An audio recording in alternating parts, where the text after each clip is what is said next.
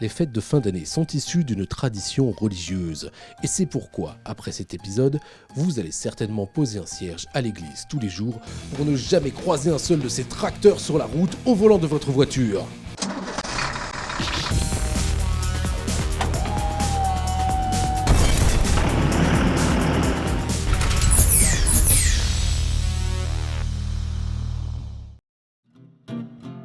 Bref, les gros voyageurs le savent bien, les tracteurs, on adore ça. Mais quand on en croise un sur une toute petite route de campagne qui roule à 20 à l'heure, qu'est-ce que ça casse les couilles ? C'est pourquoi cette semaine, on vous fait un petit listing des matériels imposants que vous n'aimeriez pas croiser sur les routes, notamment quand vous êtes à la bourre pour fêter le réveillon chez Mamie Casse-Noisette avec sa dinde à la cannelle absolument dégueulasse que personne n'ose lui dire de peur qu'elle fasse un arrêt cardiaque sur le champ. Bref, c'est parti. Numéro 1. Alors, pour commencer, on était tenté de parler du Fendt 1000, mais on s'est vite dit que sur YouTube, tu nous écrirais sûrement « Vous parlez tout le temps du Fendt 1000. Vous êtes sponsorisé ou quoi ?» Du coup, on commence plutôt notre listing par le Fendt 1000. Et oui, désolé, mais ça reste un morceau de tracteur imposant, costaud, à l'image de votre serviteur, et du coup, mieux vaut ne pas le croiser sur le petit chemin boueux qui va bien. Souvenez-vous, au début de la saison, on avait interviewé un agriculteur qui le testait.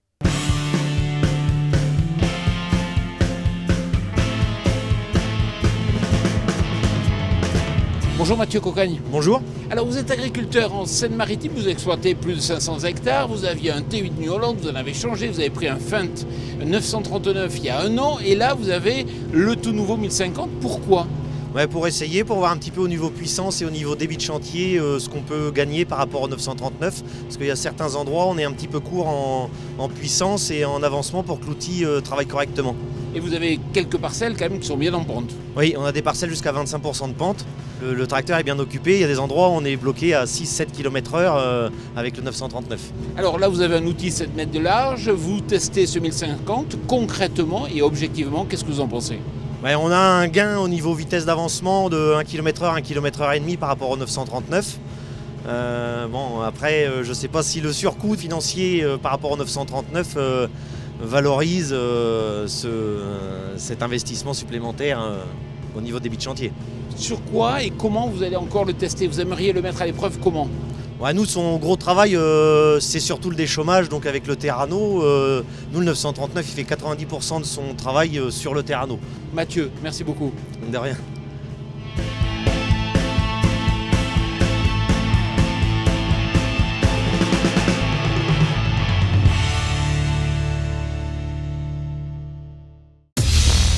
Numéro 2.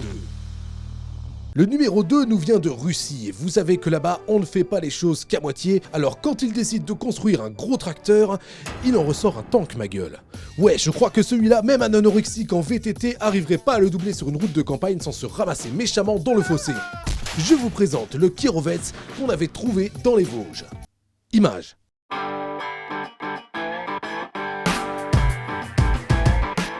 Thierry Morleau, bonjour. Bonjour. Alors c'est vous qui êtes agriculteur ici, donc dans les Vosges, qui avez fait l'acquisition de ce tracteur, un Kirovets 744 R4. Vous l'avez acheté quand ? Alors je l'ai acheté l'année dernière et il a été livré fin mars. Alors comment vous êtes venu acheter un tracteur russe ? J'ai été en Ukraine et j'étais sur une ferme qui utilisait déjà les tracteurs russes. Ça m'a intéressé déjà par leur capacité de traction au champ. En articulé, c'est plus lourd devant, on arrive mieux. Et surtout par leur facilité d'entretien et de réparation si jamais il y a un problème. Alors vous êtes parti en Russie pour voir directement à l'usine Saint-Pétersbourg la fabrication de ces tracteurs ? Alors j'ai été une première fois, c'était avant l'achat à l'usine, visiter l'usine. Et cette année, dans le contrat de vente, il était stipulé qu'il fallait que j'aille 3 jours en formation technique pour avoir des premières notions sur le fonctionnement de la machine.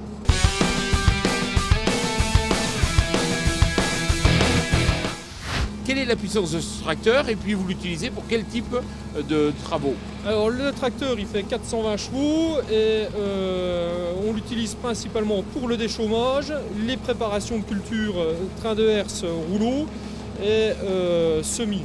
En tout on travaille 770 hectares et il y en a un tiers en herbe et on l'utilise sur la surface correspondante. Ces tracteurs sont proposés avec quel moteur et quelle transmission ? Alors les tracteurs ils sont proposés en Europe avec des moteurs Mercedes en Tier 4 final. Et c'est une transmission de chez Kirovets. C'est un moteur 6 cylindres? 6 cylindres en ligne, oui, turbo compressé. Alors j'ai vu que par contre, il y a beaucoup de pièces qui sont Bosch. Tout ce qui est contrôle de profondeur, relevage, c'est Bosch. L'hydraulique, c'est du Bosch Rexroth et les distributeurs, pompes et distributeurs inclus. Ainsi que tout ce qui est équipement électrique. Les phares, il y a des interrupteurs Bosch et du LA. La climatisation, c'est Valeo.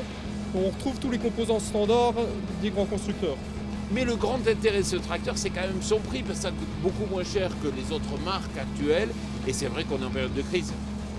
Alors on est en période de crise, mais c'est la crise aussi chez les Russes et leur monnaie a fortement dévalué. C'est pour ça qu'ils sont pas chers en ce moment.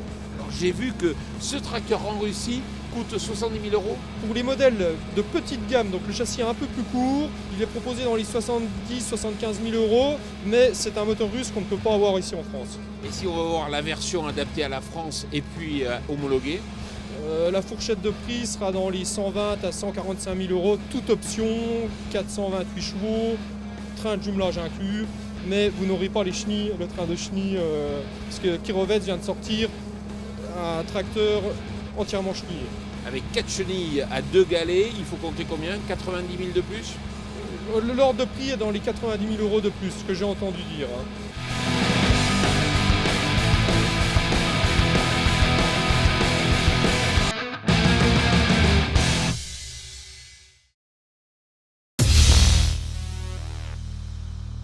Ah, celui-là, il est vieux, pas tout propre et il fume comme un pompier.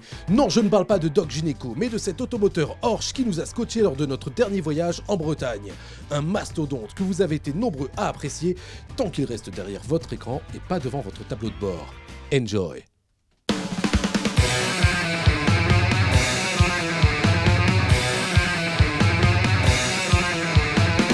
André Joannol, vous avez cet Porsche, ce SEM Exact automoteur de légende, il marche encore? Oui, tout à fait. Il y a environ une dizaine d'années que je l'ai acheté. Avant, j'avais une petite fraise de 3 mètres derrière un tracteur et puis on faisait 400-500 hectares par an, donc un peu à la bourre avec un 3 mètres. Et j'ai acheté cet engin. Préservation des sols avec des gros pneus d'1 mètre de large, manœuvre dans les boues, on tourne sur place.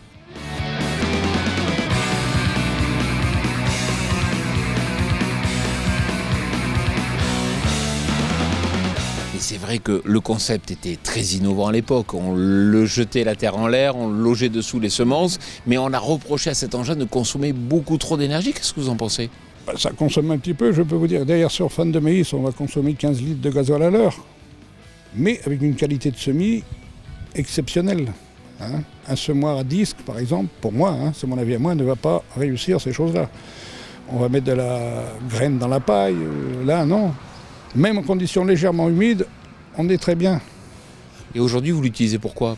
Pour quelques semis? Semis d'orge d'hiver, de blé, colza un petit peu. Maïs, on en a fait, mais on a arrêté. André Joannol, merci beaucoup de nous avoir accueillis ici sur votre TA et sur votre exploitation. C'est moi qui vous remercie. Numéro 4. Alors celui-là, il est énorme. Et quand la voie est étroite, il doit avoir du mal à s'insérer. Je parle toujours de matériel agricole là. Bref, c'est une magnifique arracheuse de pommes de terre qu'on a croisée à Potato Europe. Et un beau convoi exceptionnel pour nos petites routes bien françaises. En d'autres termes, le dépasser par la gauche est autant difficile que de lécher son coude en faisant le grand écart façon Jean-Claude Van Damme. Allez, venez, on va vous faire un détour à travers les entrailles de la bête.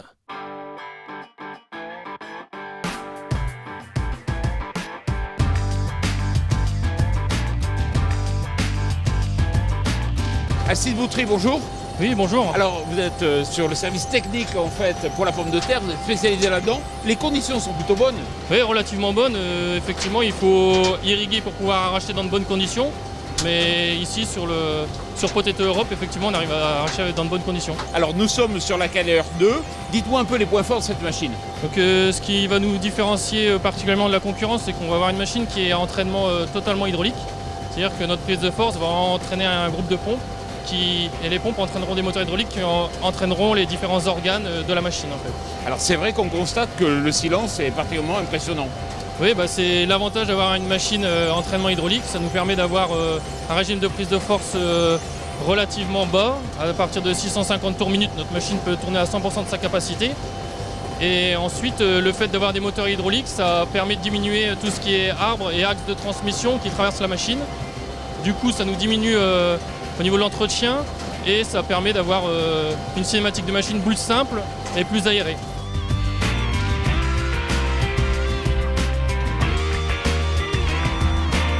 Et puis je pense que tourner avec des régimes moteurs bas, ça va avoir aussi un intérêt en matière de consommation. Oui, tout à fait. Les tracteurs, là actuellement en 600 tours minute, en 1000 tours prise de force, on est à peu près en 1100, 1200 tours régime moteur.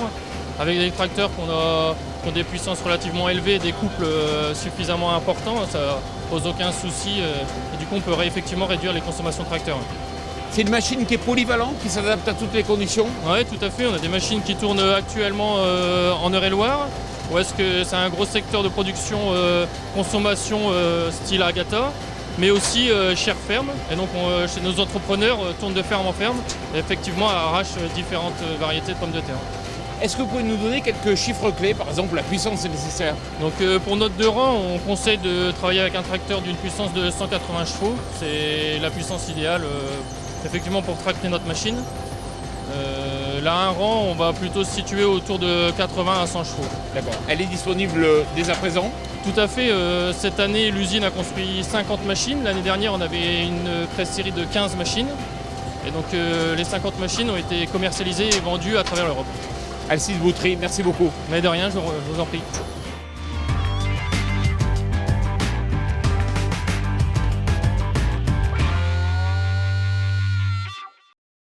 Voilà, à présent, si vous arrivez en retard au réveillon, vous pouvez toujours briller en société en expliquant qu'un Kerovets ou qu'un Sam Exact automoteur de chez Horsch bloquait la route. Ne me remerciez pas, on adore rendre service. J'ai galéré. Ne me remerciez pas, on adore rendre service chez Power Boost. Et d'ailleurs, avant de vous souhaiter la bonne année, je vais juste passer un dernier coup de fil. Allô, Jean-Paul ? Oui, je sais que je devrais être au bureau depuis 2 heures, mais sur la route, je suis tombé sur une ramasseuse de pommes de terre qui suivait un Kerovets, qui suivait un automoteur Horsch, qui suivait un...